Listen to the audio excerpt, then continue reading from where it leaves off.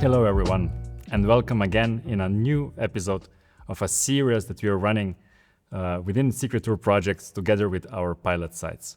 Today with me is John Tierney, who is a director of EACHTRA, an Irish partner in the project and also responsible for the Irish pilot. John, hello, hi. Hi, Matej. How are you?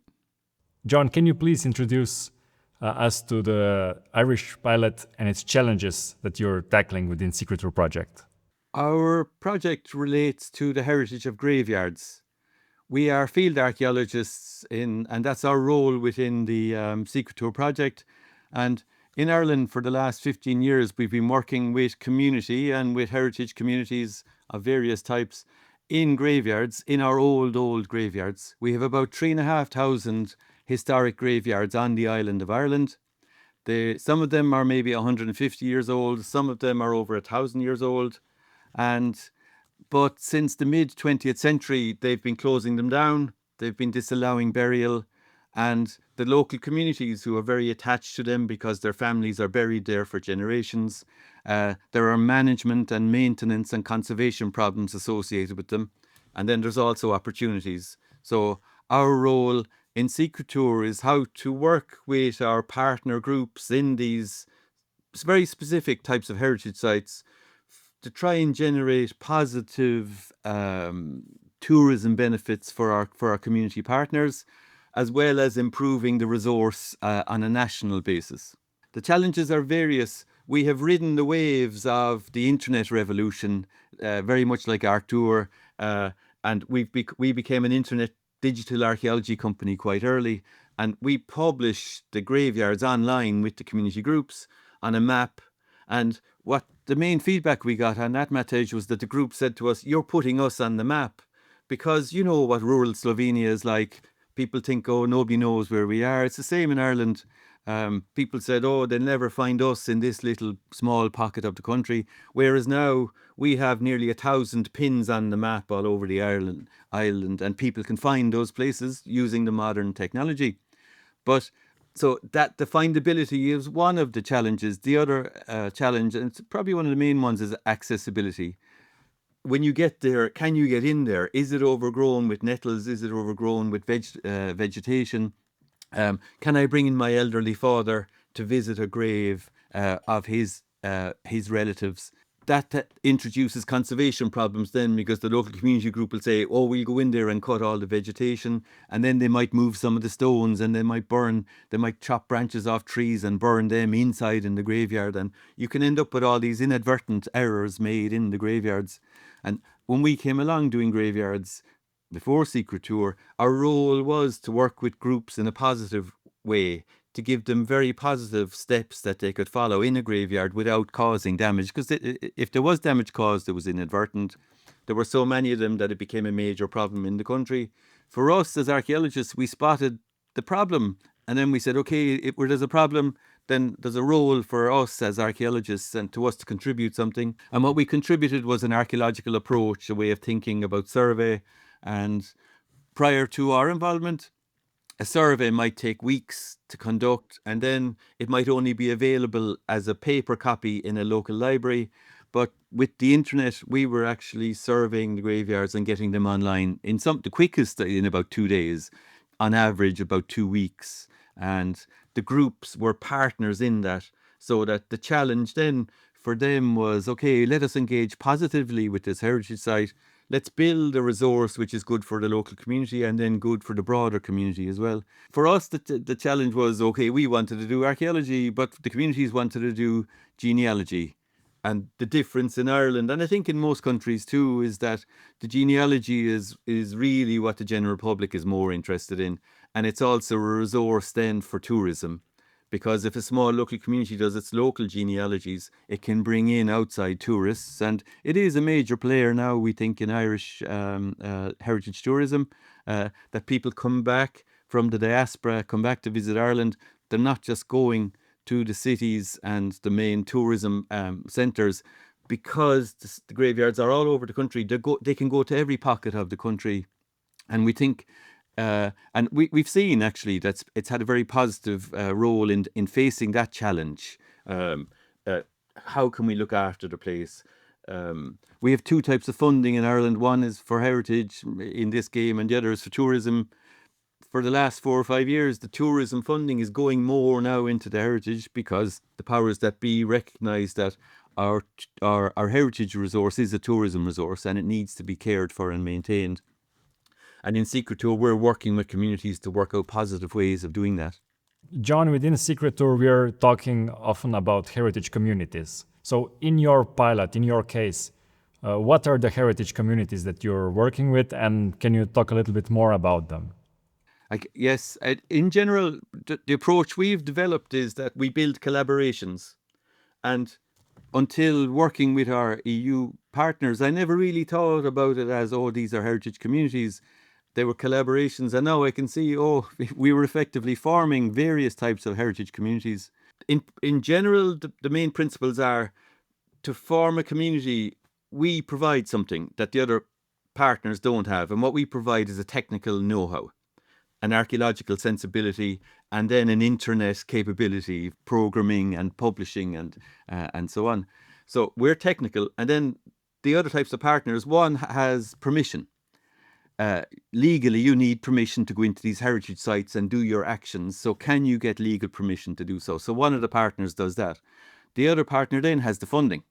So if you can bring on permission, you can then go to a funding body and say, can we have €2,000, €5,000, €30,000 to do work? So permission, funding, and then the other leg of the stool, as it were, is who's going to do all the work? We thought initially we could get budgets for teams of archaeologists to work with community groups to do this. We just couldn't. So essentially the community groups then became the ones who were doing all the work. And so we then had to work out systems whereby non-professional, largely untrained community groups would actually be able to do high quality work.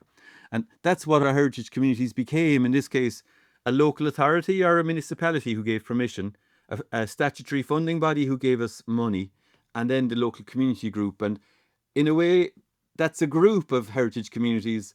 And then also they can be individually heritage communities in themselves. The municipality in Ireland, we have heritage officers. They form a network of heritage officers around the country. So they're one type of heritage community. The funding body, they're actually, they set the strategy for our heritage thinking in Ireland. In our case, it's the Heritage Council, very sharp, very ahead of the curve in terms of we come up with good ideas and we realize they've had it already. So they're another element in our heritage communities. And then I think what we have very strongly in Ireland is those small local community groups, some of which can be highly structured and highly formal, most of which, Matej, are actually very informal, and they might only persist on an ad hoc basis. They might only last for a single project, or you might realize, oh, wait a minute, these people are here for 20 years doing these kind of things. So there's a lot of different types of communities out there, all coming together. And in Secret Tour, we're trying to formally say, oh yeah, what type of heritage community is this? Do we need formal structures? Can we operate in the more informal way that we're used to? So it's very interesting for us to be listening to the other partners and the other pilots. And we are getting ideas big time. For us in Ireland, we used to look to the UK, and then we used to look to North America. And now we see the value of the creativity that comes from Europe as well. And so for us, it's a very interesting mix that we're engaged with, and then trying to pass that on to our various types of communities that are out there. John, the specific activities that you do within the Secret Tour project, can you explain them to us? So we set ourselves the ambition. We had the idea years ago, Matej. We wanted to do a national historic graveyard trail. So there's 26 counties in the south of Ireland, there's 6 counties in the north of Ireland in a different political entity. And we said, if we can survey graveyards all over the country, we can weave them together as a network. There'll be a network of places and a network of communities. And we could never get the funding. And in a way, the idea didn't fully form until recently. But now under Secret Tour, we have this means of researching how to make a national trail like that develop from the grassroots. And I think that's the difference, is that we're coming at it very much from a bottom up. And our main action in the next year in particular is we're going to work together with over 20 community groups all around the country to develop local guides. There'll be a guide for a graveyard, and then there'll be a guide for the village or the parish that the graveyard sits in.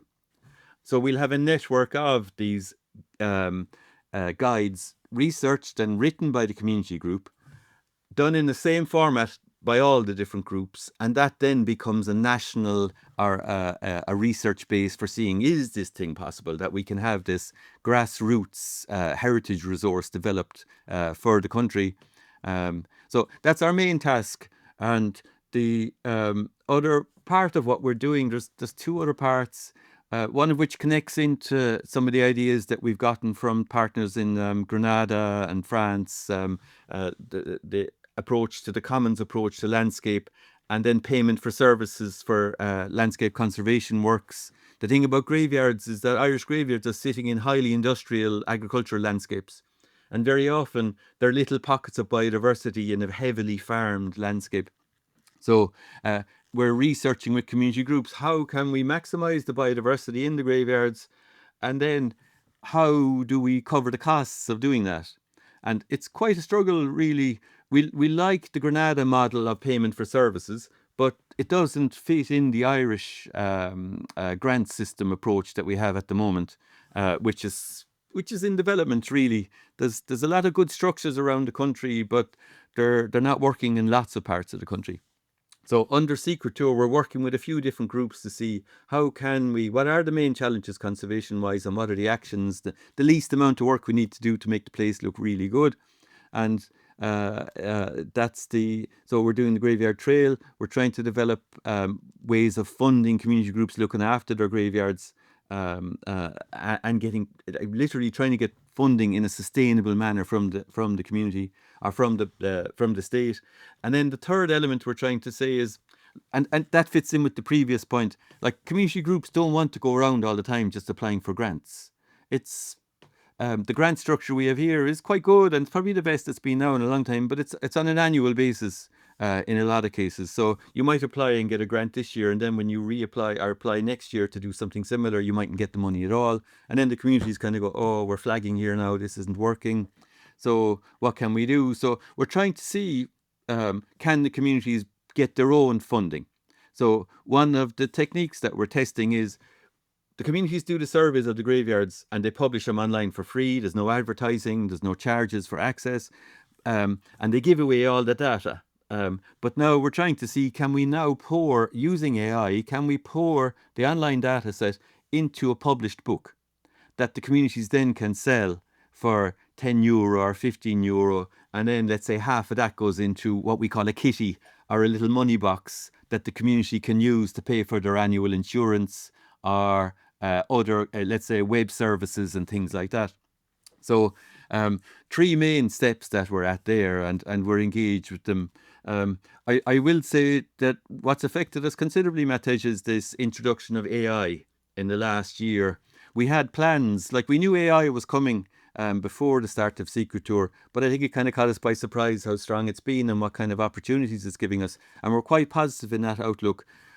To address those on the ground activities, we've realized, oh wait, we actually need to re-look at our tools. And you'll be doing lots of similar stuff in Arturo. I know you're leading the game in a lot of these things in your part of Europe. And we found that there's fantastic opportunities, and we didn't want to miss the opportunity in Secret Tour. So, and it's working. I can't think of an experiment we've done that hasn't actually been encouraging. There's plenty doesn't work, but we are applying the AI to every one of those stages in our project, and we're very positive, or bullish, you might say, in terms of the possibilities for our community groups in doing all those on-the-ground actions. So next year is when we're mostly working with these 20 groups to produce these local guides. It took us until now to make sure the AI would plug in, or that our previous systems were plugging into the AI, and that it would work and it wouldn't be a waste of time, and that we would maximize our inputs and things like that. So that's what we've been doing for a good chunk of the last few months. And now in the new year, we're working together with all our partner groups. We had aimed for 6 main groups, and then we had such feedback from the groups that we opened it out. So we have over 20 groups to participate. I'm not sure how many it'll work for. See, that's it. You can get professionals to write heritage guides, or you can get really talented local community members to write their own heritage guides. And in some cases, it's only when you do it you find out, does it work? So that's what our process is going to be. And then once we have the heritage guides launched, we have means of tracking tourism movements anonymously and keeping tab of tourism movements in our local partners. And we'll be able to see if the tourists are moving around between these sites, and if they have become very useful resources, as we believe they are. We'll now have quantification for those kind of figures. So there's a lot going on with what we're doing. Ideas based on our, like I said earlier, the creative interactions we have with our EU partners. And for us in the field then, it contextualizes a lot of what we've been doing on our project for the last 15 years. Ideas we've had are now coming together because we realize, oh, that's important for this or for that. I really see, and I'm amazed how many ideas and visions for the future you have. Maybe a last question, and in short, so beyond the time frame of Secret Tour project, beyond the scope of Secret Tour project, what is your vision for the Irish graves and the Irish diaspora?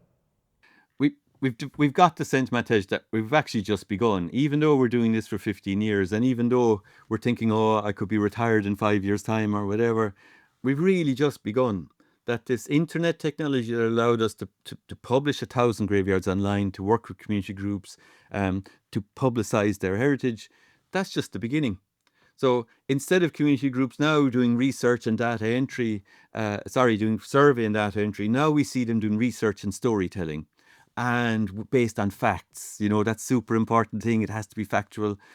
So we feel we're actually at the beginning of something. And then we do also think, look, really, the AI is a multiplier right now. And that's already multiplying what we're doing, even our ambition now. And then I'd be very, very straight about this. We're based in Ireland. I'm an Irish archaeologist. I'm an expert in Irish gravestones. But this isn't about just the Irish diaspora or Irish communities. This is for every community. Whether you're a Bangladeshi family living in Toronto or a Slovenian family living in Dublin, it doesn't matter. The common elements in it are for all of us. And we can see the technologies that we're developing here and the approaches we're developing with our community groups, both in Ireland and abroad, which is another part of our Secret Tour approach, that they really have got the potential that other people can just pick them up and run with them as well, regardless of where you're from, what your ethnicity is, where you live. And it's a means of having common cause and common purpose in what we do in our modern lives. Thank you, John. That was inspiring, actually. I'm looking forward for what will happen in your pilot within the Secret Tour project, but also beyond it. Thank you for this conversation, Yes. and we keep in touch.